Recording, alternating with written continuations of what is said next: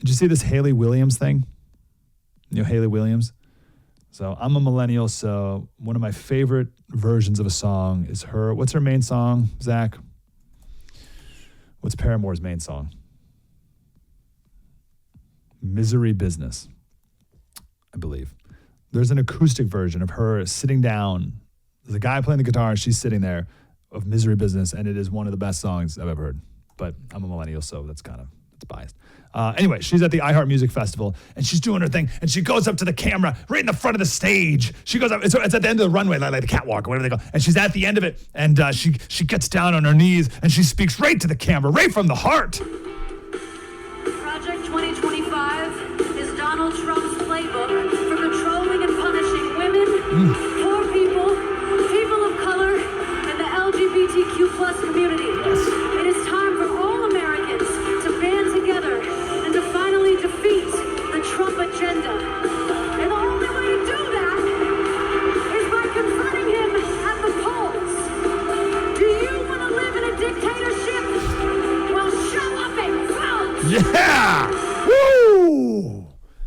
Do you want to live in a dictatorship? You better show up and vote. That was a powerful message from the heart. Alas, someone else had a different camera angle of it. The people in the stands. And she's at the end of the stage, and some guy comes up with a piece of paper and holds it at the end of the stage, and she kneels down so she can read the little piece of paper with the Democratic talking points on it about what Project 2025 really is. She's reading from a teleprompter, just like her boss, just like Kamala herself. It's great. Is anyone swayed by that? Is anyone swayed by the article we read earlier in New York Times? New York Times. Padma Lakshmi. What's her name? Is that right? Lakshmi. She's the former host of Top Chef. And she wrote this, it's in the New York Times. She wrote this whole article. We did it all earlier. I'm not going to do it again. But she wrote this whole article about how Kamala is such an amazing chef. She's such a good cook. Oh, such a good cook. That, therefore, she'd be a great president. What qualities make, this is the New York Times, what qualities make for a good cook? Which make for a good president? In a lot of cases, they overlap. No, they don't, Padma. They don't. There's no overlap. Cooking well requires organization, attention to detail, patience, and the impulse to bring people together. In a divided country, these qualities can help Miss Harris be a good, even a great president. I really think this to me is the biggest idiocracy point I've seen yet. I think this is the stupidest thing I've ever heard. It's got to be, right? It's got to be. As a host on Top Shelf, I could see contestants' characteristics and potential by watching them in the kitchen. One chef, for instance, always splattered food and left jars knocked over. He was frazzled, out of his depth, displaying a lack of leadership potential. If people are handling food carefully enough to elevate it, I know they're thoughtful. If they panic under pressure when the clock is ticking, I know what they're like in a crisis. I'm like, okay, what does it possibly have to do with Kamala? There's no correlation between being a good cook, which I don't even know if Kamala is, but like we're all pretending like she's some amazing cook. Like at least Bill Clinton, like we heard him play the saxophone, right? So we're just like all pretending that Kamala is like some great cook because she made collard greens in a bathtub. I don't even know if she did, but she said, and therefore she'd be a great president. So I don't even know what a better way to think of that. So stupid. This is just the stupidest thing I've ever heard. On my show, Taste the Nation, I saw that many cooks are nurturers, using food to give care, comfort, and create community. I want a president who's intent on nurturing and nourishing all Americans. Which of those is the word? Which of those is stupider? Nurturing. Do you want a president who nurtures?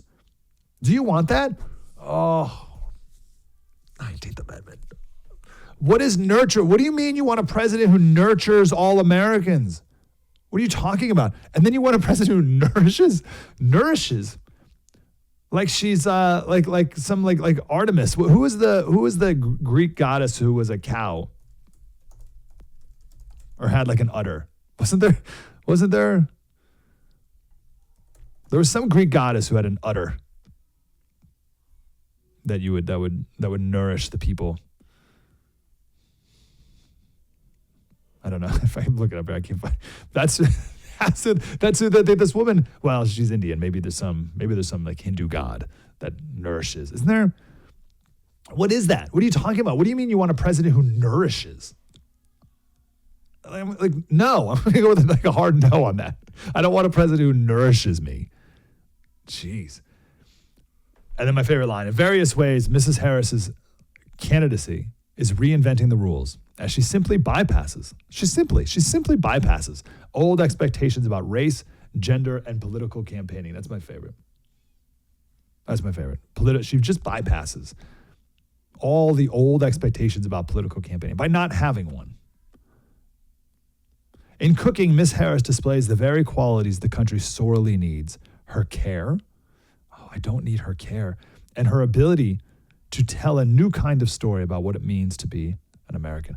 Gosh, so that Dr. Laura clip we played, whenever we talked to Dr. Laura, last Thursday or something, we played a clip of her in the morning. So we talked to her at like 8:30 Eastern, but we played a clip of hers earlier in the morning. And there's 50 years of clips we could have played. I just picked some random one.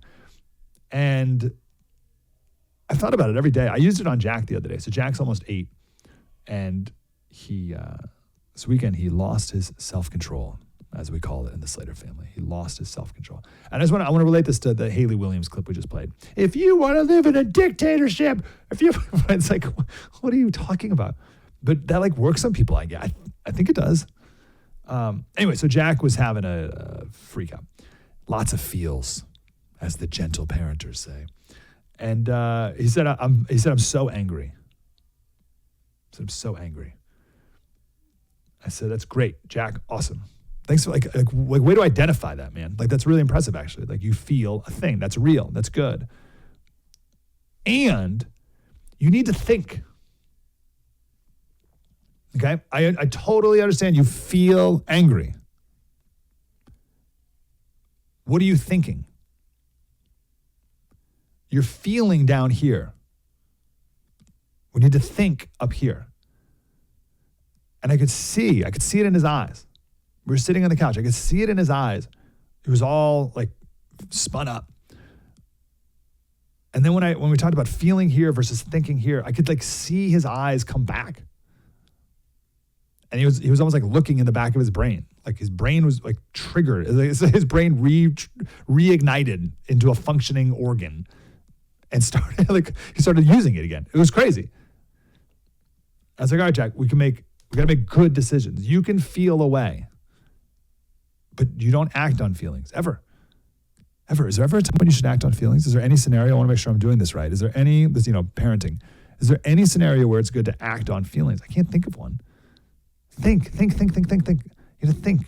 We act based on thinking. You can feel anger. You can feel all sorts of things.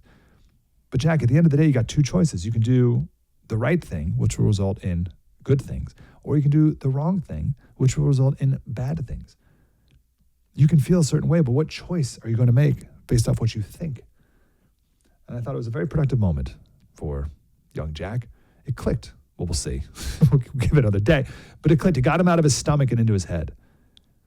And I bring this up now because we need to stop making decisions on who we want to be president of the United States based on feels.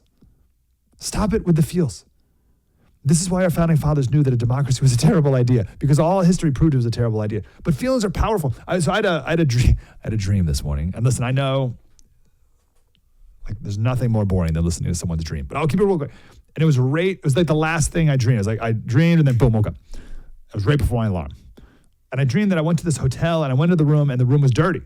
Like they didn't clean the room. So I called the front desk and I said, hey, the room's dirty. And the guy was like horrible and basically like tough luck or something. And I woke up like in a horrible mood. And like I thought it was really happening. It was like one of those weird things you wake up and you're like, you don't know what's going on. And it was like 15 minutes. I was angry for 15 minutes based off this phone call I had in my dream with the guy working at the front desk. And like, it wasn't real. Like it didn't happen at all. Not a little thing. I woke up in my own bed this morning. Like none of it was real at all. But I was angry for 15 minutes. 15 minutes I was angry this morning. I had the feels. And I could have done all sorts of things based off those feels. But they had nothing to do with reality at all. Nothing. There's zero correlation. There's as much the feelings I had about the rude phone call the guy at the front desk made to me this morning is as real as the feels that Haley Williams at the iHeart Music Festival had about Project 2025. They're just as equivalent. They're based off nothing at all. And our founding fathers knew this. And it's just as ridiculous as Padma talking about how Kamala is going to be a great president because she, I guess, is a good cook. I don't even know if she is. Was one of the turning points of our political discourse the normalization of, I'd like to have a beer with him? Was that part of it? Was that Bush? Was he the first? George W. Bush, was he the first one that was like a thing? That was not a good turning point in our country. Kamala kind of cooks food sometimes. Oh, Putin is shaking in his boots. Oh, who was the guy? Let me play this quick, and then I'll go to. We'll take some calls here. Who was it? I think I can find it here. What am I saying? I was saying this Padma article was the worst when it comes to the dumbest argument I've ever heard. This one's way dumber. I still don't know who this guy is, but it's under the headline on MSNBC: former senior military officials endorse Kamala Harris. Okay, so let's hear why. Okay, so we got. I'm assuming this is a former senior military official. He looks like he plays the part. Okay. So, all right, I want to hear from a senior military official because that's a pretty damning indictment, right? Or a damning endorsement, right? You got this guy who used to work under Trump or used to work under Reagan, or you hear Rachel Maddow talk about this a lot, like Reagan people endorsing Kamala or whatever. Okay, great. So you got a military guy. Let's have him come on and let's have him tell us why Kamala is the best person for the job when it comes to Ukraine and Russia. Because that thing's about to, I remember when that first happened, like over a year ago, and everyone was, or 2 years ago, wasn't it? Like years ago? And people were like, oh, I'll be over on the weekend. It's like, what are you, out of your mind? Did you not live through Iraq and Afghanistan? These things take years, not weeks or weekends. Okay, so why is Kamala best for the job? Why is Kamala best to deal with Hamas and what's going on with Hezbollah? Why is Kamala the best to deal with China? We have these massive foreign policy issues.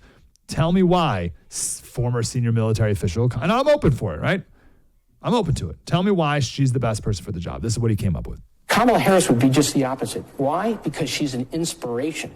Not only is she positive, and does she bring hope and optimism, but as a black woman, the product of a mixed marriage, she will inspire millions of people throughout the world. Our credibility as a nation, that we would be able to allow, our country is so great that we're allowed a woman like that to become the commander-in-chief, the president of the United States.